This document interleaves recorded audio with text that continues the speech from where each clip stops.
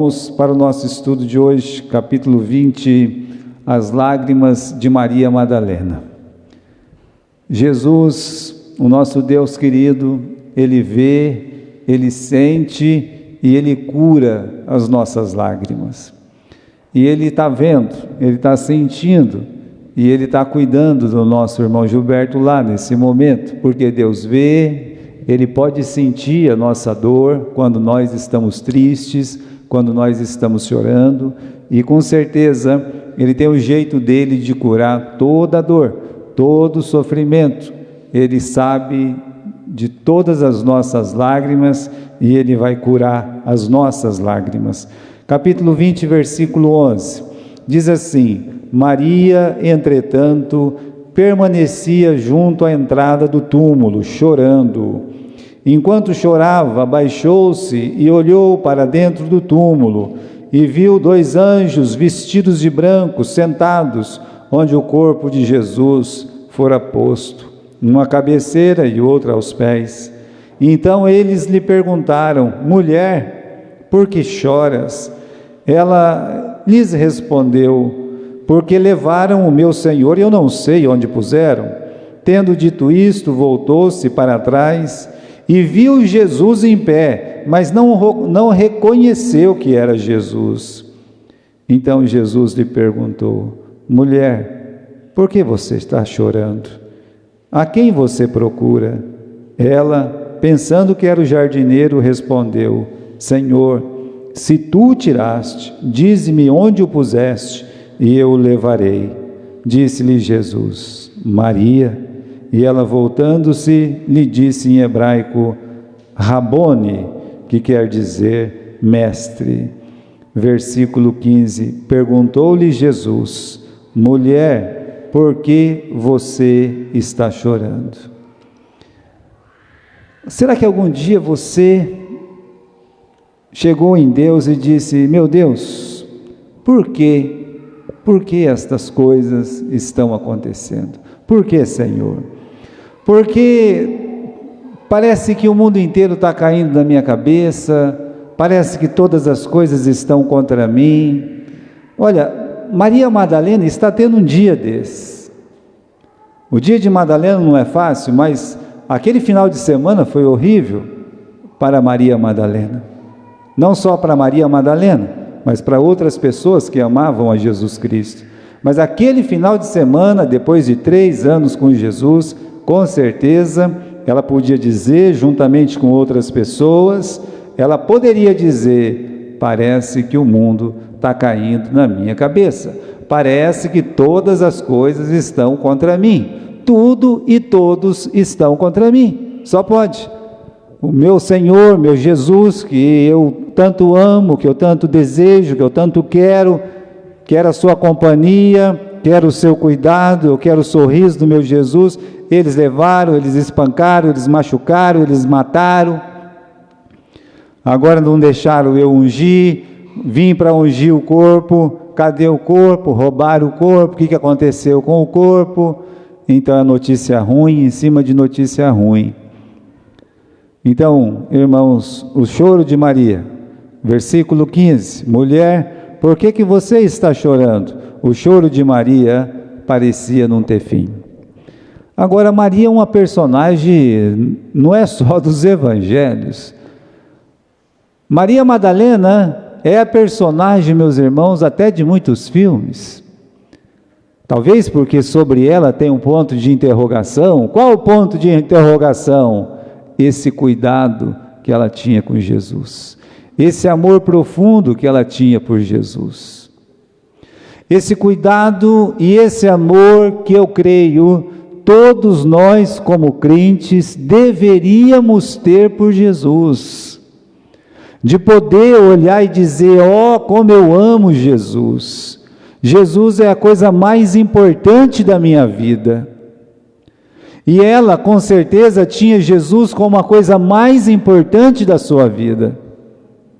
Então, ela é uma personagem que, primeiro, a gente tem que desmistificar, sabe? Tirar alguns estigmas dela. Depois, ela é uma personagem que a gente tem que qualificar dentro da Bíblia. E aí sim contextualizar ela aqui dentro. Mas primeiro vamos desmistificar a Maria Madalena. Eu acredito que depois de Maria, mãe de Jesus, não tem mulher mais conhecida no Novo Testamento que a Maria Madalena. É a mais famosa, é a mais popular, é a pessoa que as pessoas mais mentem sobre ela. Por exemplo, meus irmãos, tem duas fake news grandes sobre a Maria Madalena. A primeira grande fake news é que ela era aquela pecadora que entrou e ungiu os pés de Jesus na casa de Simão. Aquela que derramou lá um perfume, beijava os seus pés, enxugava com os cabelos, chorava, com as lágrimas, lavou os pés de Jesus com as lágrimas, enxugava com os cabelos. Então, alguém disse, essa mulher é uma pecadora, é a Maria Madalena. Não, não é a Maria Madalena. A Bíblia diz que aquela mulher é apenas uma pecadora. Poderia ser a Maria Madalena, poderia ser qualquer mulher que Jesus salvou no Novo Testamento. Mas a palavra de Deus não diz que é a Maria Madalena. Com aquele estigma de que é essa mulher, então eles dizem, ela era uma prostituta. Antes de se converter, era uma prostituta. Mas onde nós temos no Novo Testamento que antes de se converter, ela era uma prostituta? Não que Jesus não quisesse salvar uma prostituta, não que Jesus não pudesse trabalhar e amar uma prostituta, não, pelo contrário. Jesus usou uma para salvar o seu povo lá de Israel, na cidade de Jericó. Não foi uma prostituta que cuidou daqueles 2 espias que foram enviados por Josué? Então, irmãos, a palavra de Deus mostra que não é por isso.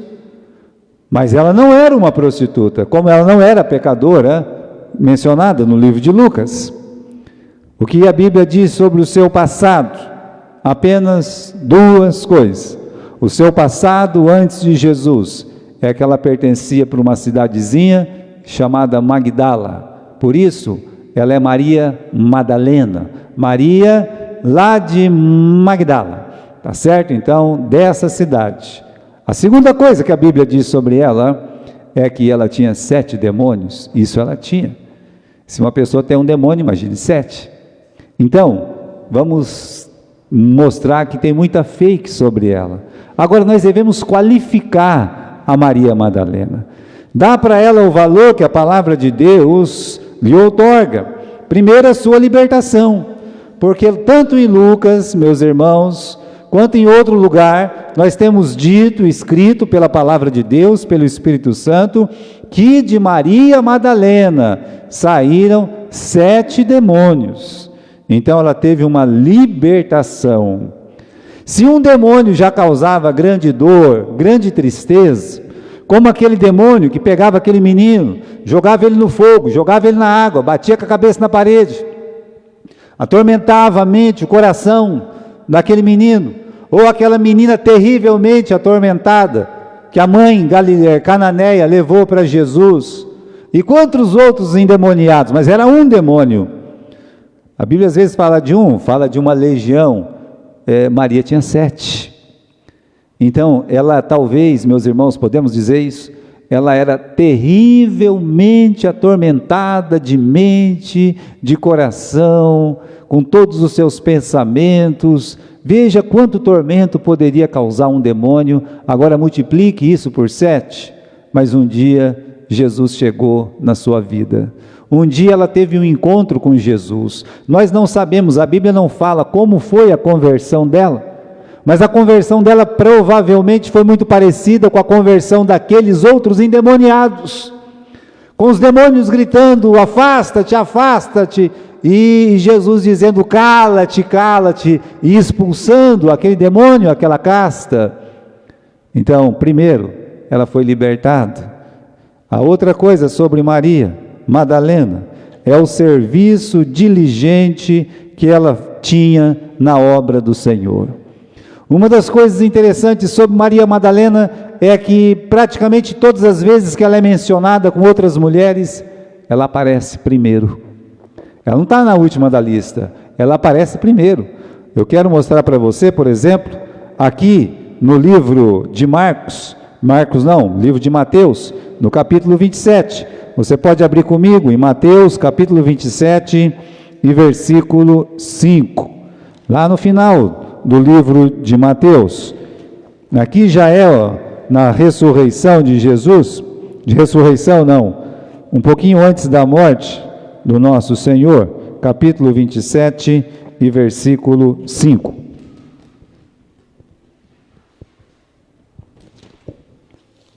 O que nós temos aqui, essas páginas estão grudadas, estão bem grudadas. Perdão.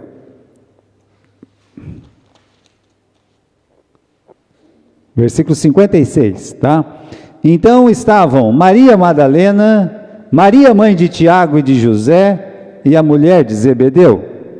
Você está vendo aqui que essa mulher, ela está na frente de todas as outras. Mas se você ler o versículo anterior, estavam ali muitas mulheres, observando de longe. Eram as que vinham seguindo Jesus desde a Galiléia. Agora eu quero que você olhe para a última parte desse versículo 55. No versículo 56 diz que ela está liderando aquelas mulheres. Agora no versículo 55 no final, está dizendo que aquelas mulheres que vieram da Galiléia, que acompanhavam Jesus desde a Galiléia, resumindo, que estavam acompanhando Jesus durante todo o seu ministério, elas vieram para servi-lo. Servi-lo. Ela era uma líder espiritual de serviços a Jesus. E quando você abre no livro de Lucas, agora você vai um pouquinho para frente, no capítulo 8 e no versículo 2 do livro de Lucas, Lucas capítulo 8 e versículo 2.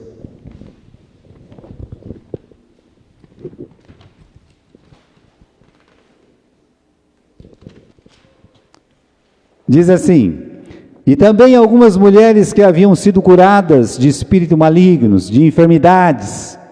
Aí ela aparece em primeiro na lista. Maria, chamada Madalena, da qual saíram 7 demônios. Joana, mulher de Cusa, procurador de Herodes, Susana e muitas outras, as quais lhes prestavam assistência com os seus bens. Então essa é a Maria. É uma mulher libertada, provavelmente uma mulher que tinha posses, porque senão ela não poderia servir Jesus com os seus bens. Uma mulher que foi libertada de demônios e que decidiu entregar a sua vida para Jesus. Ela não entregou apenas a sua vida para Jesus, ela entregou tudo o que ela tinha para Jesus, liderando esse grupo de mulheres que acompanhavam Jesus. Então, meus irmãos, qualificando Maria, ela foi libertada, ela era diligente na obra do Senhor, e aí por fim nós podemos dizer, a perseverança de Maria Madalena. De todos, meus irmãos, inclusive os apóstolos, você vai perceber que Maria, mãe de Jesus, e uma outra Maria, que é a mãe de Tiago, Zebedeu, e a Maria Madalena, olhe só essas mulheres aí, mais uns gatinho pingado, é que ficaram com Jesus até o fim, desde o começo do seu ministério, no tempo da fama, no tempo da alegria, no tempo da provação e no tempo da grande tristeza que foi a sua paixão e a sua morte. Ela só saiu, meus irmãos, de perto de Jesus quando rolaram a pedra e tamparam o sepulcro. Porque quando eles foram sepultar Jesus, a Maria Madalena estava sentada com outras mulheres bem pertinho ali, no lado do túmulo. E nem tinha amanhecido o dia de domingo, lá estava novamente a Maria Madalena e outras mulheres fazendo o quê? Indo ungir o corpo de Jesus. Essa é Maria Madalena. Então, ela não é essa pessoa que eles falam, mas ela é essa pessoa que a Bíblia diz, uma pessoa perseverante, uma pessoa que trabalhava muito na obra do Senhor. Agora, meus irmãos, eu quero contextualizar a Maria Madalena. Então, vamos voltar aqui para o capítulo 20, porque o que está acontecendo aqui, meus irmãos? Olha, ela está acompanhando Jesus nos seus últimos momentos. Como eu disse, ela esteve ao pé da cruz, tá? Ela estava junto do túmulo na hora do enterro. Ela de sexta para sábado, né? Naquela noite de sexta-feira para sábado, ela ficou preparando especiarias e outros produtos para ungir o corpo de Jesus, só que ela foi surpreendida juntamente com as outras mulheres na manhã de domingo. A palavra de Deus diz que elas chegaram lá e não encontraram, meus irmãos, capítulo 20, versículo 1. No primeiro dia da semana, Maria Madalena foi ao sepulcro de madrugada, ainda estava escuro, e viu que a pedra estava revolvida. Então correu e foi ter com Simão e com outro discípulo, a quem Jesus amava, e disse: tiraram do sepulcro o Senhor, e não sabemos onde o colocaram. Você está vendo só? Então nós estamos falando de uma mulher que se levantou cedo, que já tinha sofrido muito de sexta para sábado, e agora no comecinho da manhã de domingo, não tinha nem saído o sol, ela vai lá para ungir o corpo de Jesus, ela não encontra o corpo, teve uma surpresa, o corpo não estava lá, e aí, meus irmãos, com uma surpresa desagradável dessa, ela começou a chorar. É por isso que você tem aqui no capítulo 20 e versículo 11, vamos ler comigo aí, capítulo 20, versículo 11, Maria, entretanto, permanecia junto à entrada do túmulo, chorando. Você está lendo comigo essa palavra? Chorando, esse o estado dela era chorando. O Pedro e João vieram, entraram lá dentro, viram que o corpo não estava e foram embora. Não é dito que eles choraram. Mas essa mulher, desde que descobriu que levaram o corpo de Jesus, ela não para de chorar. Ela está chorando. E esse choro, irmãos, atraiu a atenção de Deus. Primeiro de um anjo, depois do próprio Senhor Jesus. No versículo 13, esses dois anjos vestidos de branco, perguntaram para ela: mulher, por que você está chorando? Ela responde: porque levaram o corpo do Senhor. Mulher, por que você chora? Deus viu as lágrimas dela. Irmãos, Deus vê quando você ou eu estamos sofrendo. Você acha mesmo que nesse momento Deus não está vendo a tristeza da nossa irmã Vasti? Se um dia você estiver triste, você nunca esqueça isso. Pode ser por motivo que for, Deus primeiro, Ele vê que você está chorando. Os anjos de Deus estão vendo o seu choro, mas não apenas os anjos de Deus. Aqui no capítulo 20 e versículo 15, agora não são os anjos que perguntam. Jesus perguntou: mulher, por que você está chorando? Deus, Ele envia anjos que vê o seu choro, mas Deus, Ele presencialmente, Ele pode ver o seu choro. Ele vê o choro de Maria Madalena, Ele vê o choro de todos os seus filhos, de homens, de mulheres e até de crianças. Não era o filho de Agar que despertou a atenção de Deus, lá no capítulo 20 do livro de Gênesis? Deus ouviu o choro do menino. Então Deus, Ele sempre vê as nossas lágrimas. Agora, por que ela está chorando? Bem, irmãos, ela fala, quando perguntaram, por que você está chorando? Ela fala, porque levaram o meu Senhor, e eu não sei onde colocaram. O que ela está reclamando? Está reclamando o direito de ungir o corpo de Jesus.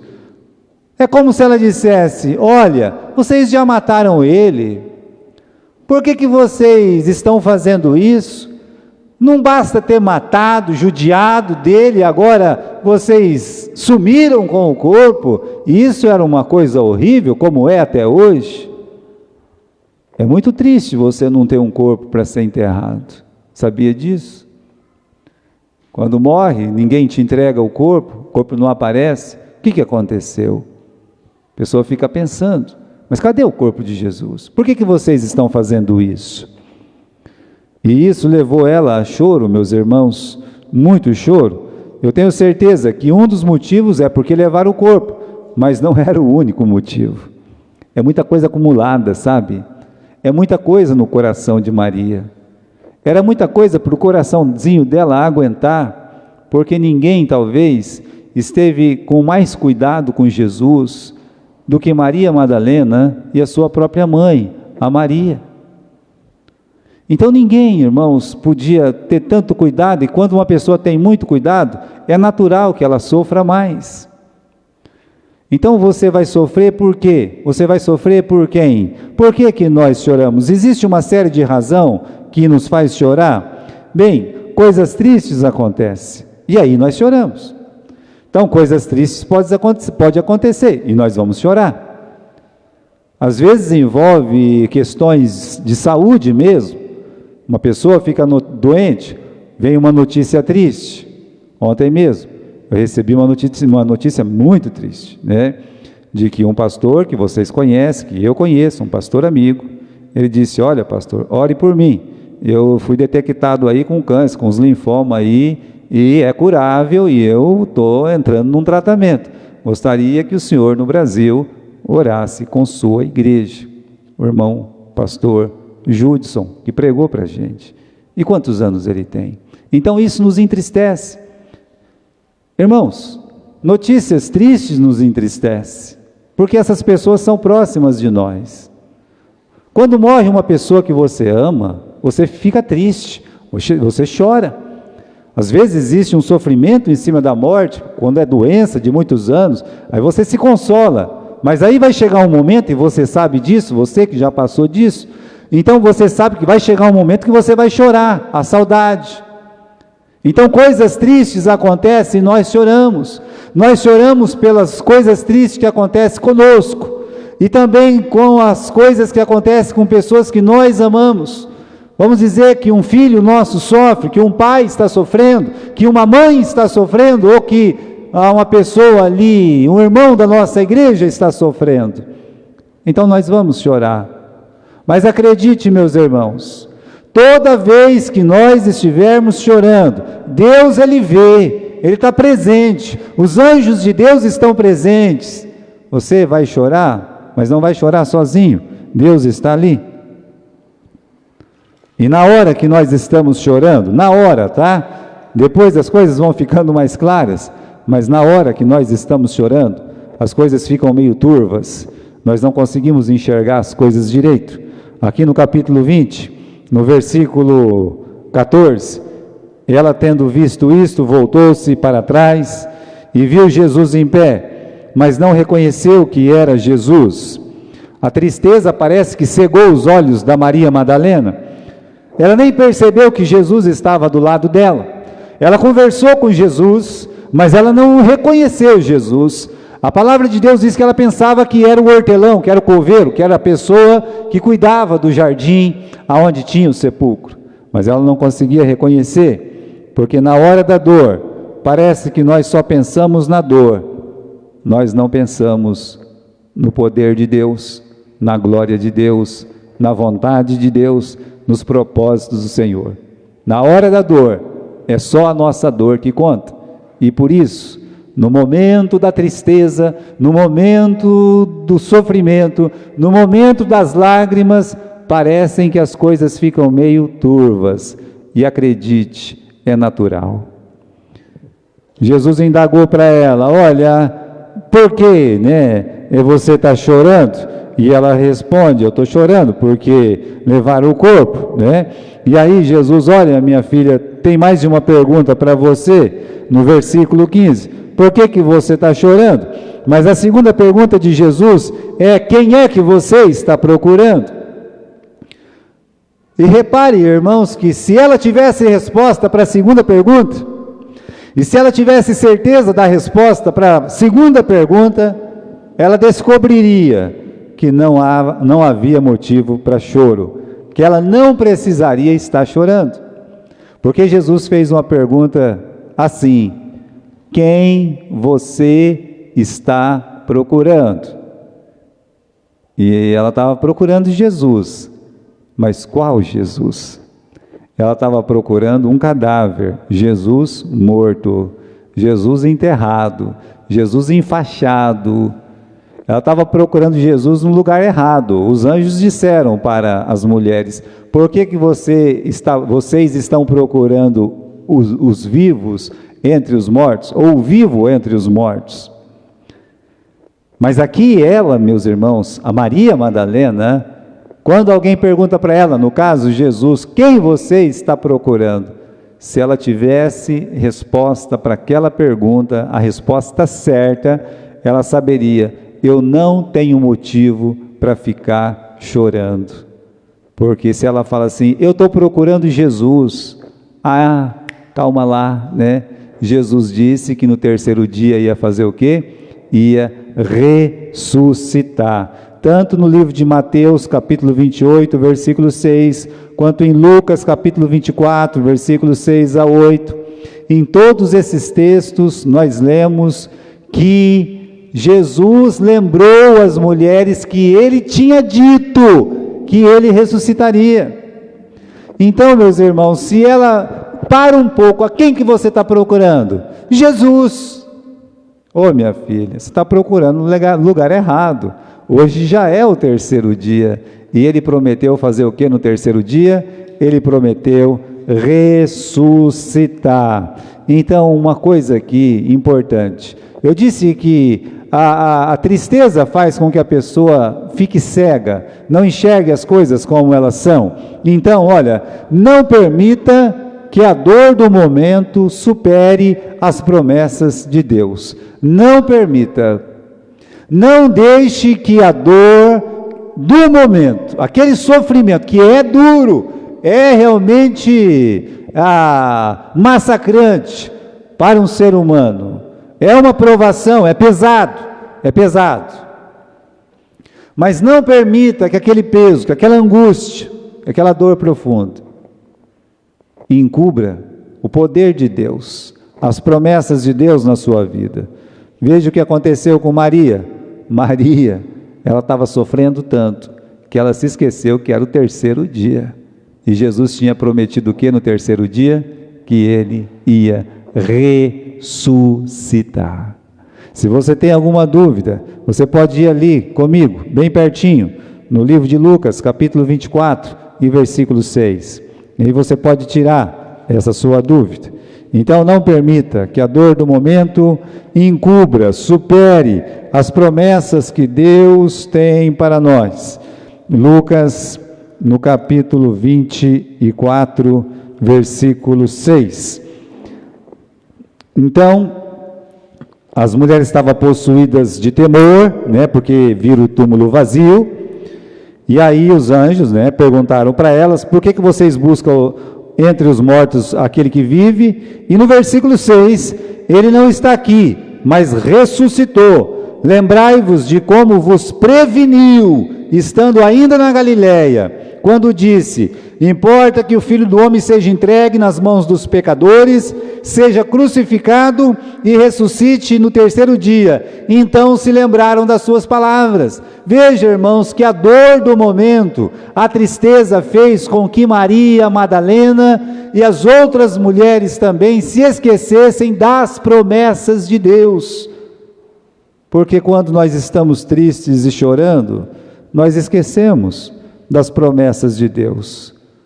Lembra do Jacó? Um dia ele estava costurando alguma coisa na casa dele, e chegou alguém dos empregados e disse, trazendo um manto que ele tinha feito para o filho dele, José, cheio de sangue, e disse assim para aquele velhinho, o senhor sabe de quem que é esse manto?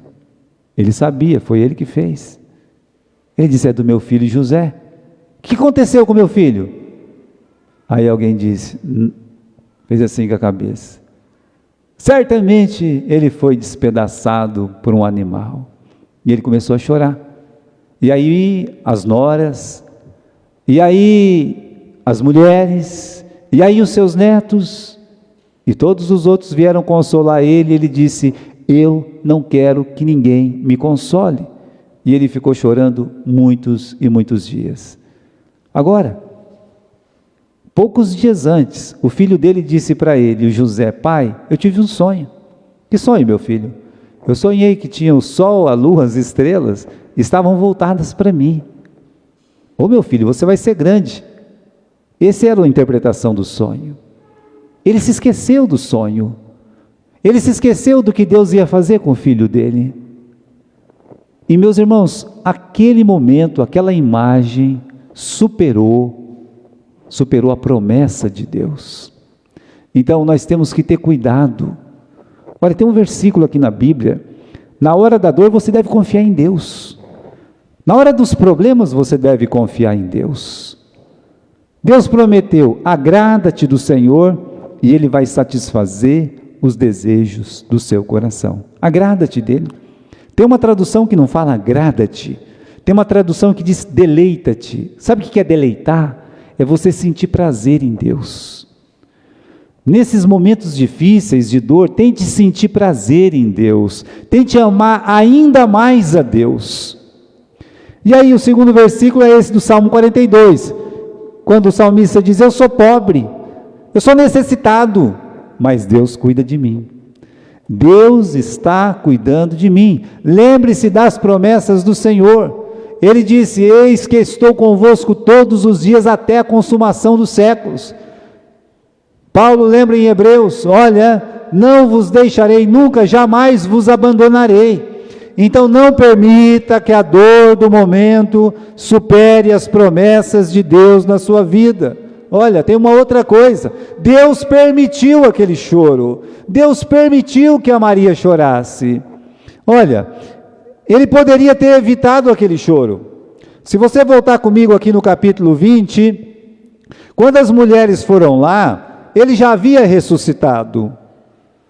Era só Jesus ficar sentado na frente do túmulo, sabendo que Maria, que ele tanto amava, sabendo que aquelas mulheres que tanto o amavam, e também ele as amava, sabendo que aquelas mulheres iam sofrer, sabendo que aquelas mulheres iam chorar, era só ele sentar naquela pedra, e ficar sentado, de mãos cruzadas, e dizer assim: bom, já ressuscitei, já rolei a pedra, mas eu não vou sair daqui, porque a Maria vai estar aqui, porque as mulheres vão chegar logo, logo, e elas vão se assustar, coitadinhas, eu vou ficar aqui para elas não chorar. Ele não poderia ter feito isso? Ele poderia. Ele poderia ter evitado tudo, ele poderia. Mas ele deixou, melhor, ele permitiu que ela chorasse. Aquele choro foi muito bom, porque mostrou o tamanho do amor que Maria Madalena tinha por Jesus. Quanto amor ela tinha por Jesus. Aqui no capítulo 20, no versículo 15, ela diz para o jardineiro: Senhor, se tu tiraste, dize-me onde o puseste, e eu o levarei. Como é que uma mulher vai carregar um cadáver? Como é que uma mulher enfrenta um homem assim? Onde o Senhor pôs? Me diz, que eu vou lá e eu carrego. Ele me carregou tantas vezes, Ele tirou os meus demônios, Ele me deu uma nova vida, Ele me salvou. Me deixa fazer alguma coisa por Ele. Ela está chorando de amor, é o choro de amor por Jesus. Meus irmãos, Deus permite, porque as nossas lágrimas têm um destino certo. Ele permite que nós choremos, Ele permite que nossas lágrimas cheguem até o chão, mas elas não ficam jogadas no chão. A palavra de Deus diz: tu contastes as minhas aflições. No livro de registro de Deus, são contadas as aflições de cada cristão. Esse momento triste, vivido por muitos irmãos, está sendo registrado, tem um livro ata lá no céu, e está registrado bonitinho, cada sofrimento, e o salmista acrescenta: põe as minhas lágrimas no teu odre, no seu cofre. Existe um lugar onde Deus deposita cada uma de nossas lágrimas. Aí ele termina dizendo: não estão elas no teu livro? Senhor, o Senhor não escreveu de mim no teu livro? É claro que Ele escreveu. Ele escreveu lá: olha, o pastor João está triste, sua esposa, amada esposa, faleceu no dia tal e tal. Nosso irmãozinho está triste, aconteceu uma coisa horrível com ele, no dia tal e tal. Ele permite. Ele poderia evitar, mas ele permite. E na permissão de Deus, a única coisa que se vê é o aumento do amor daquelas pessoas que realmente temem a Deus. Algumas pessoas, elas são apaixonadas por Deus, elas amam profundamente a Deus. 1000 cairão ao teu lado, 10.000 ao outro lado, mas tu, que não vai ser abalado, não tem jeito. O justo é como o monte Sião, que não se abala, mas permanece para sempre. É assim. Não somente Deus permitiu que ela chorasse, mas aí, irmãos, tem 3 coisas muito importantes a ser notadas. Primeiro é que Jesus, como eu disse, ele está presente em nossa dor. Repare bem, ela está chorando? Tá, mas Jesus estava lá. Jesus, ele está sempre presente no seu momento ruim, quando você está chorando. Ah, mas ela não reconhece a presença dele, mas ele está com ela, mesmo ela não o reconhecendo. Isso acontece com cada um de nós. Pode ser, meu querido irmão, que no momento da dor, você pense que Jesus não está vendo. Até dá a impressão que Jesus está muito longe. Pode ser que aconteça. E se isso acontecer, você não fique profundamente agoniado. Saiba que você é um ser humano e que Ele sabe que você é um ser humano. Parece que Deus está longe, parece que Deus não está vendo. Pelo contrário, Jesus, Ele está sempre perto. Ele estava do lado de Maria, Maria chorando, e Jesus estava ali, do seu ladinho. Sabe, eu falei daquele momento do menino que chorava e Deus ouviu, mas foi Agar. A pobre mocinha Agar, ela foi levada do Egito lá para o Abraão, e aí, com toda aquela história, todos aqueles costumes antigos, então a mulher de Abraão, tem um filho com a minha escrava, e aí então, meus irmãos, ela acabou tendo um filho com Abraão, e aí, meus irmãos, nasceu um filho de Abraão também, que é o Isaac, juntamente com a Sara, e teve uma briga lá entre as duas mulheres, e o que aconteceu? A Sara e o Abraão, então tiveram que mandar a Agar embora. Bem, isso vinha de Deus. O marido colocou uma botija de água nas costas da mulher, um pedaço de pão, e mandou que ela fosse embora, e ela foi embora. A palavra de Deus diz que ela saiu errante pelo deserto, até que acabou a água. Aí ela pegou, colocou o filhinho dela na frente de uma árvore, saiu, foi no outro lado de uma árvore, vendo o menino assim, de longe, virou o rosto, disse: eu não quero ver o meu filho morrer. Começou a chorar, começou a chorar, começou a chorar. Ou seja, ela está abandonada, desterrada e vendo o filho morrer na sua frente, chorando. E Deus vai lá e diz: olha, não fica chorando não, eu estou aqui, eu vou cuidar do seu filho, ele é filho de Abraão, e ele vai ser uma grande nação, uma grande nação. Veja, meus irmãos, Deus, Ele sempre vê as nossas lágrimas. Sabe por quê? Porque Ele está presente, Deus está presente, Ele está próximo, e estava próximo. A Agar, ela estava tão cega, como eu disse, o sofrimento cega os nossos olhos, que quando ela abriu os olhos, ela viu o que na frente dela? Um poço de água. Mas calma lá, foi um milagre? Não, não foi um milagre, é que tinha mesmo um poço de água.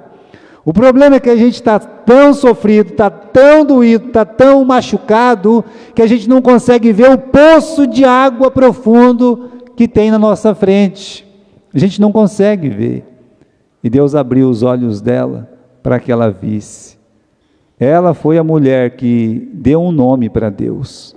Ela chamou Deus de Deus, o Deus que vê. É ela que dá esse nome para Deus, o Deus que vê, Be'er Lahai Roi. Então, meus irmãos, olha, Deus está sempre presente na nossa dor. Descanse na presença de Deus. Ele prometeu ficar conosco. Não somente descanse na presença de Deus, mas descanse no poder de Deus na hora do sofrimento. Jesus sabia tudo. Jesus sabia o motivo do choro, perguntou, mas ele sabia o motivo. Não sabia apenas o motivo, como ele sabia como curar aquela dor. Então, ele tem poder para fazer o quê? Para tirar e para transformar o nosso sofrimento. Jesus, ele tem esse poder. O sofrimento do crente não é igual ao do ímpio. O ímpio pode ficar, eu estou sofrendo tal, mas o crente, o sofrimento dele é diferente. Paulo disse para os Tessalonicenses, eu não quero que vocês fiquem chorando como os ímpios que não têm esperança. A nossa dor, o nosso choro, o nosso sofrimento é diferente de uma pessoa que não tem salvação. O seu sofrimento é diferente do sofrimento do ímpio. Por quê? Pela presença de Jesus. Por quê? Pelo poder de Deus atuando em seu favor. E como é que Deus atuou aqui? Bem, bastou uma palavra. No capítulo 20, quando ela está lá, querendo carregar Jesus nas costas, no versículo 16, Jesus disse apenas uma palavra. E não é uma palavra tipo, Shazam, né? Não. Não é uma palavra tipo, tô aqui, cheguei. Não é isso não. Não foi nada disso. Uma palavra mudou, não somente o ânimo, mas mudou a rota de Maria. Qual palavra que ele disse no versículo 16? Maria. Só chamou ela pelo nome. Foi o suficiente, ela reconheceu a voz de Jesus. Como é que Deus muda a nossa dor? Como é que Deus muda o nosso sofrimento? Seja por que motivo for. Como é que Deus muda? Pela voz. Como é a voz de Deus hoje? A sua palavra. Quando você lê a Bíblia, quando você confia na palavra de Deus, tudo muda. As coisas vão mudando. Então confie. Jesus, ele tem poder para tirar e para transformar a sua dor. Veja Maria Madalena, ela chegou chorando, ela vai sair sorrindo. Ela chegou para cuidar de um cadáver, para ungir um cadáver, e ela vai sair para servir. Ela vai sair para anunciar boas novas. Transformação total. Aquela que veio chorando, saiu sorrindo. Aquela que veio servir um morto, vai sair para servir a igreja. Então, meus irmãos, Deus, Ele não apenas vê, Jesus não apenas vê o nosso sofrimento, que Ele está ali presente, mas Ele tem poder para mudar. E nós precisamos crer que Ele muda a nossa situação. Ele mudou a situação do Jó. Ele mudou a situação de todos os sofredores que clamaram a Ele. Ele mudou a situação. E agora, irmãos, para terminar, existe um propósito divino para as nossas lágrimas. Nós devemos descansar porque temos a presença dEle, nós devemos descansar no poder dEle, mas também nós devemos descansar no propósito que Ele tem para o nosso sofrimento. Bem, Maria chorava por quê? Porque ela não entendia o propósito, e por não entender o propósito é que nós choramos. Nós talvez não temos como saber o dia de amanhã, mas tudo que Deus faz, primeiro, é para a glória dEle, segundo, é para o nosso bem. Tudo que Ele faz é para a glória dEle e para o nosso bem. Então, olha o propósito. Qual era o propósito daquele momento? Ela fala, eu não achei o corpo, levaram o meu Senhor. Tá, mas calma lá, né? O que parecia ser uma violação de cadáver, nada mais era do que a vitória de Jesus sobre a morte. Então, qual que é o propósito daquele choro? Olha, tem um propósito espiritual. Então, isso aqui não roubaram um defunto, não. É Deus vencendo a morte. Tragada foi a morte pela vitória, diz o apóstolo Paulo. Era um momento glorioso, só que ela não conseguia enxergar, porque tem que entender o propósito de Deus. Deus tem um propósito em nosso sofrimento, Ele sempre faz o que dá mais glória para Ele e aquilo que é melhor para nós. Você vai pensar assim: não, isso que aconteceu comigo foi terrível, mas já pensou do que Ele pode ter te livrado? Do que Deus nos livra? Do livramento que Ele tem que mandar fazer alguma coisa para nos livrar. Ele tem que realmente pegar a gente pelo pescoço, pegar pela orelha, bater, para quê? Para que nos livre, e aí nós vamos ficar chorando? Bom, vamos chorar porque somos humanos, mas Ele tem um propósito para todo sofrimento, irmãos.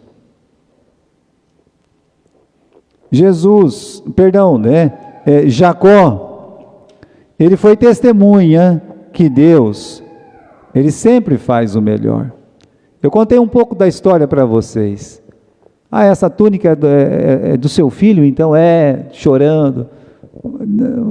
Pai, o que aconteceu? Vô, o que aconteceu? Não quero que ninguém me console. E chorando muitos dias. Passado alguns anos, os irmãos descem e dizem assim: pai, a gente foi lá, a gente comprou comida, só que teve um problema aí. O que aconteceu? O homem lá, do faraó lá, ele prendeu o Simeão, mais um filho. Agora eram 2 filhos que ele tinha perdido. Ele não aguentou. Aí, como diz, aí chutou o balde, Ele cita uma frase aqui que é essa, tá? Então, depois que a coisa piorou, porque a gente pensa que não pode piorar, piora, mas depois que a coisa piorou, ele citou essa frase. É Jacó que cita essa frase: todas as coisas estão contra mim. Está vendo? Às vezes a gente fala isso mesmo. Tudo está contra mim, gente. O que aconteceu?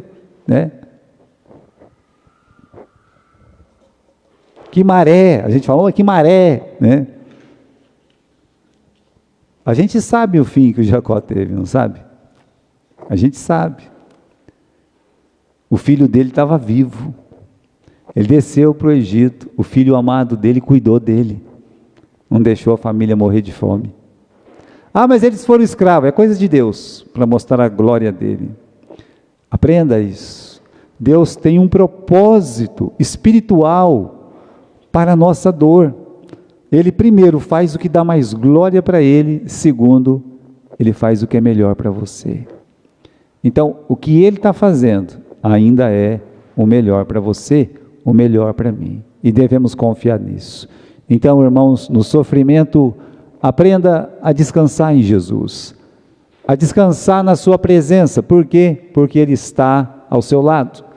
A descansar no seu poder. Por quê? Porque Ele tem poder para mudar toda e qualquer situação.